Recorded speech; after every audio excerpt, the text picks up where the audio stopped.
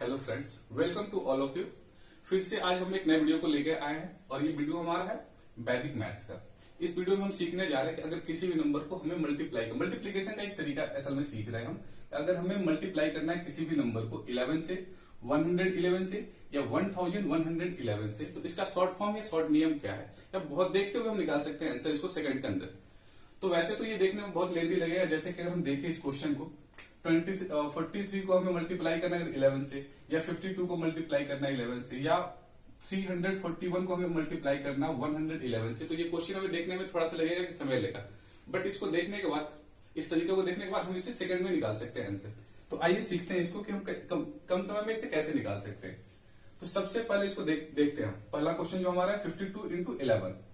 तो वैसे सबको 11 का टेबल याद होगा, बट यहां आने के बाद तो टेबल याद नहीं होगा। तो इसको करने के लिए क्या तरीका है, तो सबसे पहले हमें क्या करना है, फर्स्ट डिजिट को लिखना है, सिर्फ 2 को। हमने लिखा 2, फिर हमें इन दोनों डिजिट को सम करना है 5 और 2। ऐसा हम क्यों कर रहे हैं, मैं वीडियो मतलब इसे करने के बाद बताऊंगा कि इसका ऐसा जो प्रोसेस कर रहा है ऐसा क्यों हो रहा है। ठीक है, तो 5 और 2 को सम करेंगे जो कि हमारा होगा 7, और लास्ट में लिखेंगे सिर्फ ये 5 को। तो 3 स्टेप में ये आपका मल्टीप्लीकेशन खत्म होगा।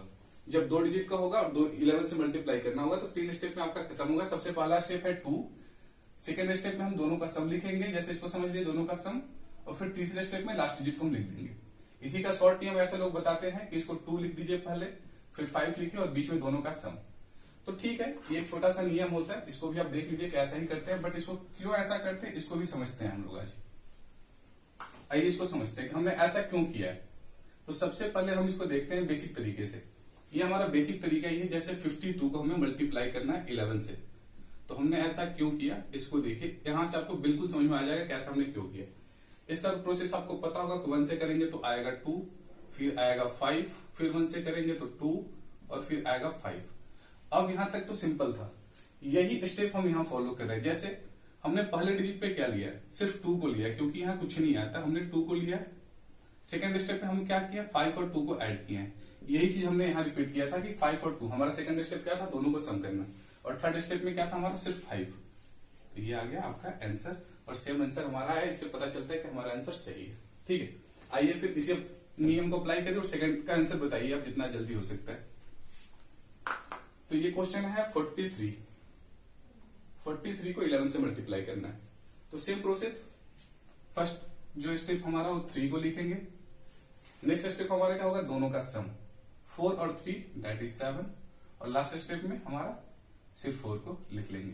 इसी केस में एक आता है कि नंबर हमारा डिजिट हमारा बड़ा हो, जब हमारा दोनों को ऐड करने के बाद 10 से ज्यादा है तो क्या करेंगे। तो एक और एग्जांपल लेते हैं हम लोग वैसा, जैसे हमारा क्वेश्चन अगर आ जाए 56, ये तीसरा क्वेश्चन इसका ले लीजिए। अगर क्वेश्चन आ जाए 56 को मल्टीप्लाई करना 11 से, तो इस केस में क्या करेंगे। तो हमारा स्टेप भी सेम ही है यहाँ पे।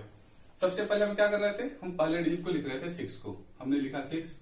अब हमारा सेकंड स्टेप क्या था, दोनों को ऐड कर रहे थे। तो यहाँ ऐड करने के बाद अब ये 9 से ज्यादा, मतलब 2 डिजिट के अंदर आ जा रहा है, जैसे 6 और 5 11। तो अब हम यहाँ 11 को नहीं लिखेंगे, सिर्फ जैसे सम करने के बाद क्या लिखते थे हम लोग, 1 लिखेंगे, और अब ये बचे हुए 1 को जैसे एडिशन में क्या होता है आगे कैरी हो जाता है, तो इसको कैरी कर लेंगे आगे। अब बचा लास्ट में हमारा स्टेप में 5 लिखते थे, तो 5 को सिर्फ 5 न लिख के अब इसे 1 के साथ ऐड करने के बाद लिखेंगे अब 6। तो यही सेम प्रोसेस हमारा है, बस इसमें देखेंगे कि एडिशन हम मतलब इसको एक डिजिट तक लेके चलेंगे, सिर्फ यहाँ डबल प्लेस पे मतलब 2 डिजिट को नहीं लेंगे हम। 3 ही स्टेप में खत्म करना, अगर हमारा कैरी में आता है तो उसको हम आगे वाले नंबर को फॉरवर्ड कर देंगे, उसे ऐड कर लेंगे। ठीक है, अब आइए इसको सीखते हैं कि ये तो 2 डिजिट में था। अब जो हमारा एग्जाम्पल है 3 डिजिट का है, जैसे 341, अगर इसको मल्टीप्लाई करना हमें 111 से, तो कैसे करेंगे। सेम प्रोसेस यहां भी आइए। सबसे पहले हमें क्या करना है, पहले डिजिट को लिखना है, हमने लिखा 1। सेकेंड स्टेप में हम इन दोनों को ऐड करेंगे, 4 और 1 को, 4 और 1 हमारा हो जाएगा 5। अब थर्ड स्टेप हमारा जो होगा 3, 4 और 1 तीनों को ऐड करेंगे हम, तो ये कितना हो जाएगा 3, 4, 7 और 1 8। अब क्या करेंगे, अब यहां से हमें ये देखना है कि जब हमें आगे बढ़ने के लिए कोई डिजिट नहीं है तो हम पीछे से एक एक डिजिट को छोड़ते हुए जाएंगे, पहले 1s को छोड़ेंगे फिर 10s को छोड़ेंगे। तो अब हमारे पास बचा 3 और 4, तो 3 और 4 हमारे पास हो गया 7, और फिर से हम छोड़ेंगे 4 को और लास्ट स्टेप हमारा हो जाएगा 3। तो ये इजी तरीका है, आप मल्टीप्लाई करेंगे थोड़ा टाइम ज्यादा लगेगा, बट इसको प्रैक्टिस करने के बाद आप सेकंड के अंदर विद इन सेकंड आप आंसर निकाल सकते हैं। इसका भी हम समझ लेते हैं बेसिक जो हमारा है कि ऐसा क्यों कर रहे हैं हम। तो 341 हमारा नंबर था, मल्टीप्लाई कर रहे थे हम लोग 111 से। आइए समझते हैं इसको। सबसे पहले हम लिखेंगे यही 341 आता है, फिर एक स्टेप छोड़ के 341 लिखते हैं, फिर एक स्टेप छोड़ के 341, ये हमारा होता है। फिर इसको हम सिंपली ऐड करते हैं। क्या कर रहे हैं, यही सब प्रोसेस का जो हम कर रहे हैं इसका वे यहीं से मिलेगा हमें। कि सबसे पहली बार हमने किसको लिया है, 1 को, इस जगह को देखिएगा। फिर हमने सेकंड स्टेप में किसको लिया है, 4 और 1 को। हमने सेकंड स्टेप में किसको लिया था, 4 और 1 को। थर्ड स्टेप में हम किसको ले रहे हैं, 3, 4 और 1 को। तो यहां भी हमने थर्ड स्टेप में किसको लिया है, 3, 4 और 1 को। फोर्थ स्टेप में क्या हो रहा है, अब देखिए यहां से एक एक डिजिट को हम छोड़ रहे हैं, तो हमारे पास बचा क्या है, 3 और 4। हमने 1 को छोड़ा और सेकंड लास्ट जो हमारा था 3 और 4 को हमने ऐड करके 7 लिखा था। तो यही प्रोसेस था और लास्ट में सिर्फ 3। तो जो लास्ट स्टेप हमारा था सिर्फ 3 था। तो हमारा यही तरीका छोटे में हो गया और कम समय में हम आंसर को निकाल सकते हैं। एक और ट्राई करते हैं क्वेश्चन। अब जो लास्ट क्वेश्चन आप देख सकते हैं इस बोर्ड पे, वो है 1023 को आपको मल्टीप्लाई करना है 1111 से। तो अब ये 4 डिजिट के अंदर आ गया।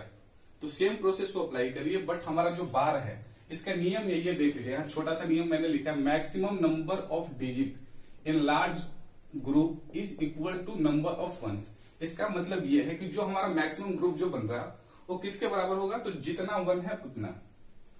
जैसे यहां हमारा 2 था डिजिट, यहां 3 है और यहां 4 है। तो यहां जो मैक्सिमम जो बार बना है देखिए 3 डिजिट का बना है। अब यहां जो मैक्सिमम बार बनेगा वो 4 डिजिट का बनेगा। देखिए कैसे होता है। 3 को सबसे पहले हमने लिखा 3, ये पहला स्टेप हमने ले लिया। सेकंड स्टेप में हम दोनों को ऐड करेंगे, 3 और 2 कितना हो गया, 5। थर्ड स्टेप में हम 3 डिजिट को लेंगे, अब 0, 2 और 3, ये भी 5 आएगा ऐड करने के बाद।